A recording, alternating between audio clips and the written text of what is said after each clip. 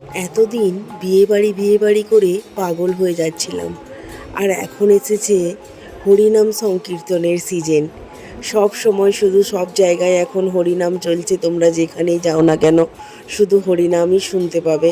আর আমাদের গ্রামেও হরিনাম সংকীর্তন উপলক্ষে এখানে গণ্ডি কাটা চলছে। আর গণ্ডি কাটার আগে ওই যে জলের ছিটে দেয় না, গঙ্গা জলের ছিটে, আমি সেটাই দিচ্ছিলাম। আজকে আমার ওই দায়িত্বটা পড়েছিল। যেহেতু রিসেন্টলি দোল গেছে, সেই কারণে রং তো অবশ্যই মাখতেই হবে। আর না মাখলে তোমাকে ছাড়ছেই বা কে, জোর করে তো তোমাকে মাখিয়েই দেবে। এখানে সকলে ফুল এনার্জি নিয়ে সকলে মিলে নাচানাচি করছে। হরিনাম হবে অথচ নাচানাচি হবে না, এটা কি হতে পারে?